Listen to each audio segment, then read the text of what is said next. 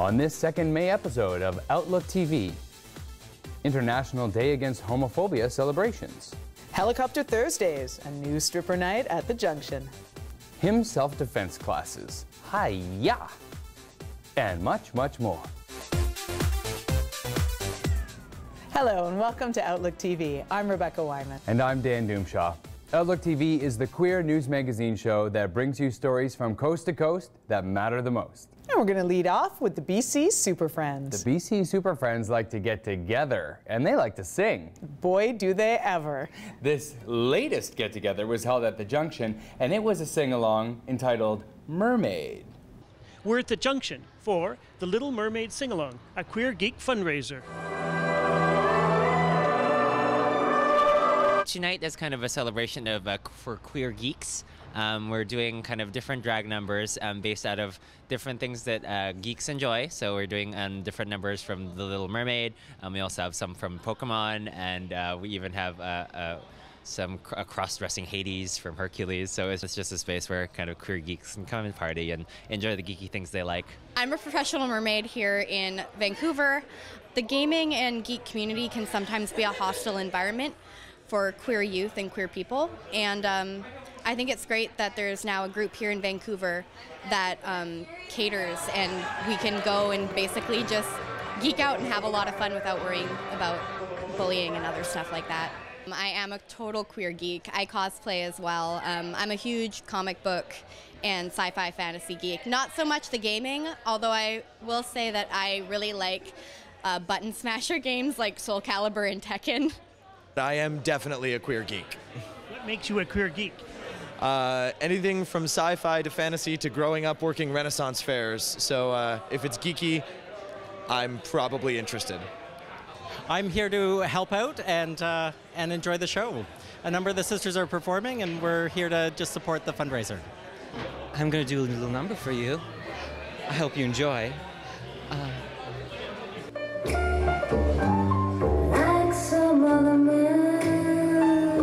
What is your favorite electronic game? I'm crazy about Hearthstone, which is it's a horrible addiction right now. I can't stop playing. I am Sailor Moon, and my boyfriend here is Tuxedo Mask. And what are you looking forward to this evening? Oh, all the performances.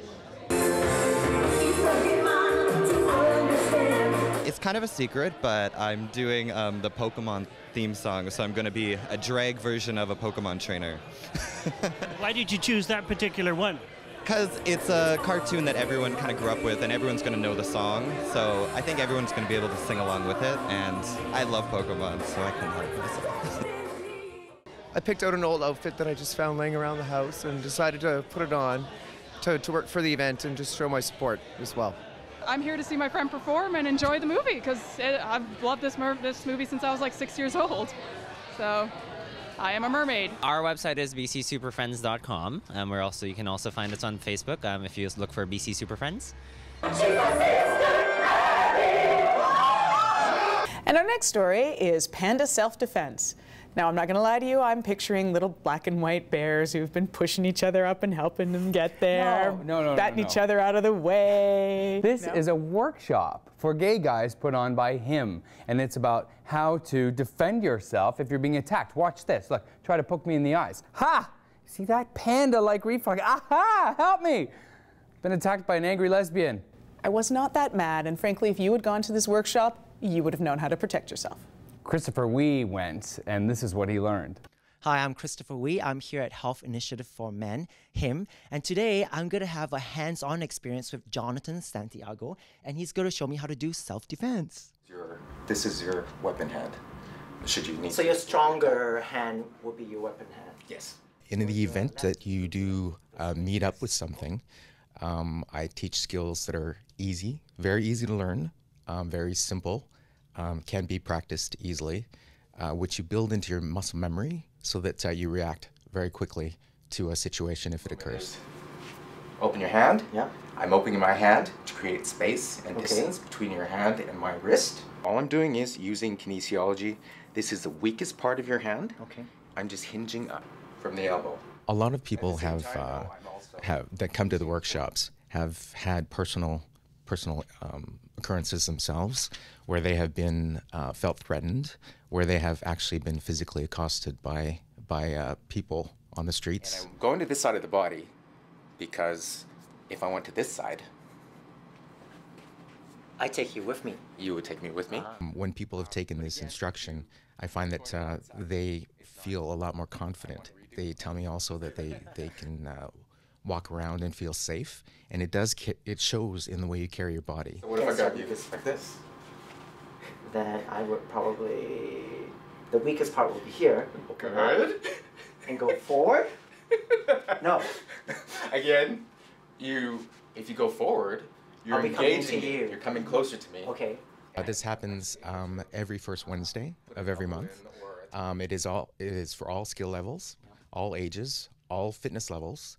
Wow, that was quite a workout and fun at the same time. And you know what? I feel empowered. So if you want to be part of this workshop and program, just go to Personal Safety Skills for Gay Guys. You can find that at HIM's website, which is www.checkhimout.ca.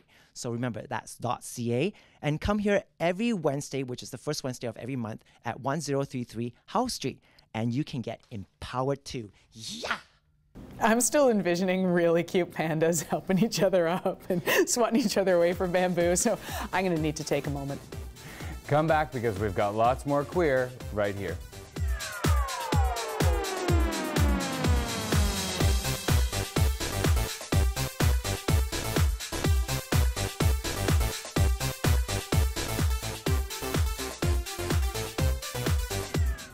Thanks for staying with us. You're watching Outlook TV. For our next story, we sent reporter Mikey Lamont to have breakfast. Ooh, I really love breakfast, and second breakfast, and 11sies. Well, are you against homophobia? Totally am. Because this is an event against homophobia hosted by Community. And you get to have breakfast? Yeah, you get to have breakfast. The theme this year was gay and gray. I'm Michael Lamont for Outlook TV. We're here at the 10th Annual International Day Against Homophobia, sponsored by Community, with the subject of gay and gray. Driving with my brother and his wife, he suddenly turned to me and said, "Don, why did you decide to be gay?" I was stunned. And I did respond in a very blunt way. I said, "I decided to be gay so I could get beat up, so I could get murdered, so I could get thrown out of businesses, and be denied the rights you take for granted." I know it was an overreaction, but after years of frustration, it led to a strong information that you don't choose to be gay. My involvement, I've been involved in housing issues for seniors, not just the gay community, and it's a crisis issue. It's beyond sort of a problem. It's a crisis. I mean, and for the gay people, I think it's even more difficult because, as I said in my speech, I don't want to go back into the closet. I've been out for a long time. I want to be proud of who I am and not hide it anymore. Sadly, the #1 fear among older adults in the LGBTQ community is that as they age out of their homes and move into care homes, they'll be forced to go back into the closet. Never before have we had LGBTQ folks open, out, and graying. And like all of us who are getting older, regardless of sexual orientation or gender identity, getting older can be scary. Research shows us that LGBTQ elders have a hard time finding community-based support for both physical and mental care. You feel apprehensive going into a care facility in any event. If you add to that an apprehension about your sexuality being not recognized or that you will be discriminated against because of that, that's an added layer of anxiety that should not be there. And there should be nobody whose reason for not wanting to go into care, which may be better for them, they should not be afraid of that because of their sexuality. I was ordained, as Catherine said, in 1977. That's 37 years being a minister within the United Church of Canada. I've been partnered with Kim Stevenson for 32 years, which means I'm now married to, I'll out you, a senior. Okay? And I myself will become one of those by the end of this year. And frankly, it feels good. It just keeps getting better and better. But one of the most interesting times for me was that when I was called to Ryerson United Church on the west side of town here in Kerrisdale, people were very nervous. I was the first openly gay minister to be called there. And then all of a sudden people said, well, actually my son, well, my brother, no, and all members of their family are there. And some of them were senior and had quite a struggle. We called each of the care homes in that municipality and we asked a simple question. How many LGBTQ seniors do you have living in your residence? The answer was 0. There were absolutely no queer seniors in any of the care homes of the entire city, which is simultaneously a statistical miracle and a dream come true for the Russian government. We wanted to shine a light on a topic that's largely invisible. We know that older adults in our community face unique barriers and that most people aren't aware of them, both within the queer community and also allies outside the community. And so we thought that this was timely and important. So Dan, know how to pitch a tent? Well, I know how to camp it up. Well, that'll do. Triangle Recreational Camp wants you. That's right, it's a camp for queers in Washington.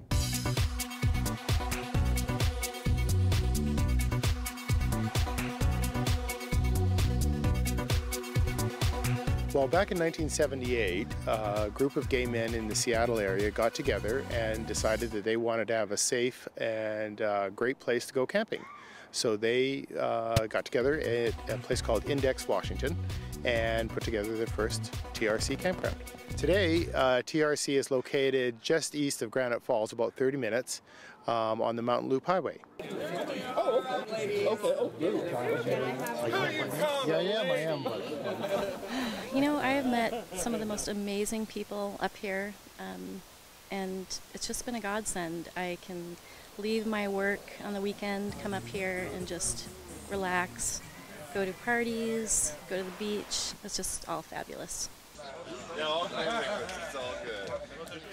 When I was growing up, I always kind of had this dream of having a cabin in the woods, and of course, as you get older, sometimes fortune does not come through the way you think it does. But for the cost of a membership here, I can come up every weekend and basically have my vacation home in the woods, you know, with my tent. Hello there, and welcome to the Great Canadian Hill Toss. About 1/3 to 1/2 of our regular membership at TRC are Canadians from the Vancouver area. So whether you'd like to come down to just pop your tent up, or bring an RV, or some other kind of recreational vehicle, by all means, come on down. TRC is an environment where lesbians, gays, bisexuals, and transgender folks come to go camping. So it is a queer environment. I would really wish that more women would try to come up here. It's a great space. The men here are accommodating, they are loving, they're friends. It's just a great place. It's a whole different vibe between the party weekends and the off weekends. They're both good for their own reasons.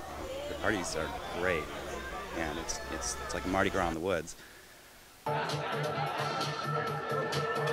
Well, you've got a great website, and it offers all kinds of information about what you can bring to TRC. There are tips for Canadians to help them come down and make it a much more cheaper trip for them. So what you want to do is go to our website, www.camptrc.org, and get all that great information. And it'll also include all the events that are occurring for the rest of the year.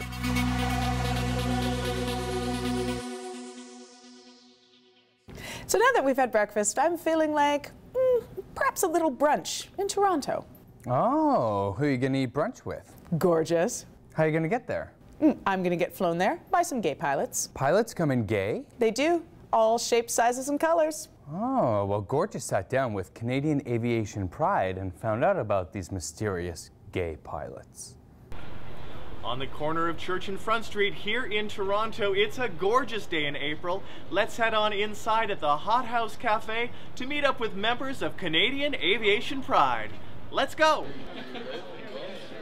Fellas, tell us a little bit about your organization. Well, we started officially about 4 years ago, and we are a group of aviation people, I'll say, across the nation, across Canada. So it started off with pilots. Now we are encompassing basically everyone from air traffic control, dispatchers, engineers. Absolutely, management, every corner of the industry. There are many different variations of gay, lesbian, bisexual, transgender, so on, people and allies in the aviation industry, and we want them to know that there is a network here in Canada that you can be a part of. I'm so encouraged by the number of younger people getting involved with the group. I mean, we're getting people from the aviation schools in Canada, so a couple schools that are offering aviation now, and we're getting students getting involved, and they're spreading the word. We've had faculty members reach out to us, and it's great because I was that kid who anytime I'd see a plane, my head is up in the sky, my parents put me in the flight deck, probably at age 6. I can't imagine not being in this industry, and I'd hate to feel that I wasn't welcome in this industry as I am. All right, we've hit Twitter and we've come up with the top 4 or 5 questions for aviation employees. Question number 1, why is it more fabulous being a gay pilot than a non-gay pilot? The layovers. Question number 2, would you recommend the chicken or the beef? Chicken. Yeah, absolutely. We're both fans of chicken. What is the gayest film that you would ever like to show on a flight? I want Priscilla, Queen of the Desert. That's what I would love to see. I would. Very fitting. For Outlook Television, you can always call me gorgeous. We are going to take a break now. Yes, we are. Now. But stick around because we've got strippers when you come back. Liar. No, it's true.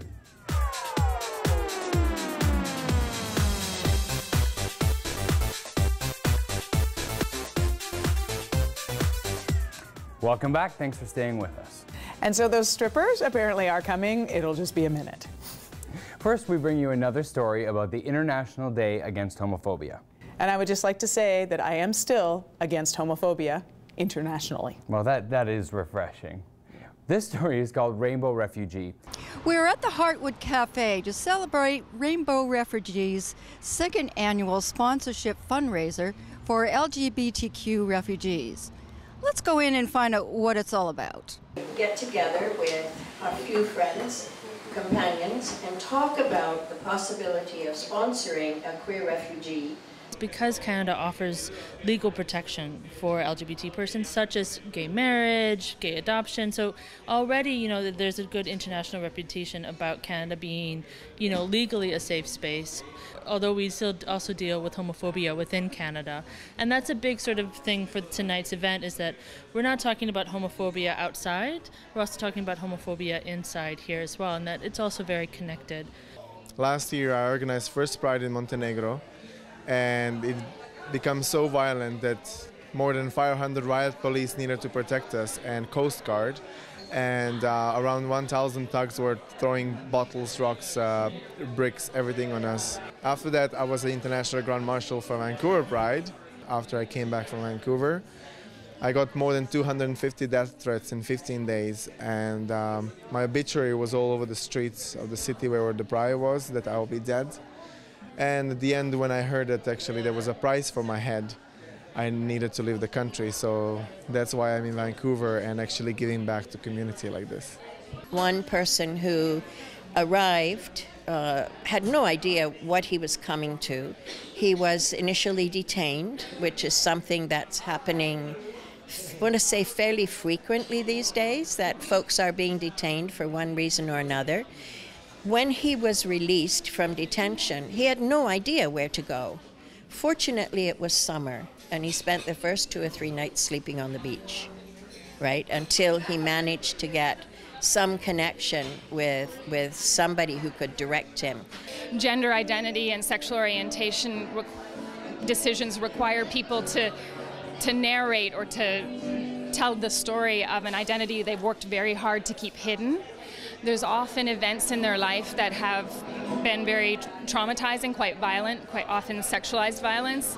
Those things are particularly hard to talk about, particularly to a bureaucrat in a very formal setting like a hearing room. Yeah, and they have long-term mental health implications. So that's we work to sort of support people through that process. This has been Suzanne Cole for OutlookTV, Vancouver. Bring on the strippers. Seems to be our tradition here in May that we're ending with a salacious story, and it's also being brought to you by Angus Brought, so we won't let you down. This time it's strippers at the Junction. Helicopter Thursday. Angus caught that, and who knows what else he caught. Who's getting hot for the Latino lover? It's called Helicopter Thursdays, and it's pun actually intended. It's a new stripper night here on Davie Street at the Junction. We just sort of thought there was a need in the community for naked men. Nobody's doing it, so since the Odyssey days, actually. So you know, we're doing it a little differently. Well, back in the Odyssey, it was the shower power days, and we haven't really had anything since then. Is that correct? That's correct. There's going to be a rotation of about 10 different dancers. I think we'll kind of play it by ear and see what people like. And, you know, give the people what they want. Originally from Paris, France. Been in Canada, Vancouver for about 6 years now, and I've been dancing all my life, but I've been specializing in this type of dancing for about 4 years now. Who are you here with tonight? I'm with my own company tonight. And what's your company called? Fantasy Man. Fantasy Man? Yeah, fantasyman.ca. That's where you'll see all of our dancers, and we do troupe shows all across Canada. Book something. How many men can they book at one time? As many as they want. How many do you have? Well, about 8. 8 guys, yeah. Wow, are they all as good looking as you? That's right. Different ethnicities, different look. All my guys have a different variety, different looks, so that way they can be more pleasing to the public, as, you know, everybody's got different tastes, so it's nice to have, you know, different people as well. Right? It's a nice mix. Wow, it sounds like you got a great business happening. Absolutely. Sherry tells us that your company is partnering with them on this new night at the Junction. Can you tell us a little bit about that? Well, yeah, certainly. I mean, look, when Sherry and Byron and the Junction came to us and told us that they were interested in bringing nudity, male nudity to Davie Street, of course we jumped on that. We're super, super excited about that. It's right up our alley. Junction, we've had a great relationship with them since they've been open over the years with Pump Jack and Junction. So it was like, we were super excited to get involved. We're looking forward to this. I mean, Nick Bertozzi, he's basically family with Steamworks. We nurture the music scene quite a bit. So every weekend we have our local DJs, Nick Bertozzi, Del Stamp, all of which work with Junction as well. We're very community-based that way. Steamworks also nurtures the up-and-coming DJs. So on Sunday and Saturday afternoons, we bring in not known DJs, give them a venue to showcase their work. We look forward to your new night here at the Junction, and so thank you very much for taking time to speak with us. My pleasure, my pleasure. Thanks, guys. Unfortunately, that is all the time we have for this, the second May episode of Outlook TV. But fortunately, we will be back in June with lots more queer stories to tantalize and titillate you. It's true, and while we're talking about June, on June 18th, who's queer now? Join in. That's right, this is a forum about the word queer. It's happening at the Fountainhead Pub, hosted by Extra West. It's at 6:30 p.m. Pacific Standard Time. But you can even join if you're not in Pacific Standard Time. It's true. It will be streaming live on YouTube, so we suggest everybody get involved. And while you're on YouTube, why don't you check out past episodes of Outlook TV, follow us on Twitter, and like us on Facebook. Thank you so much for joining us this evening. I'm Rebecca Wyman. And I'm Dan Doomshaw. Stay fabulous, Canada.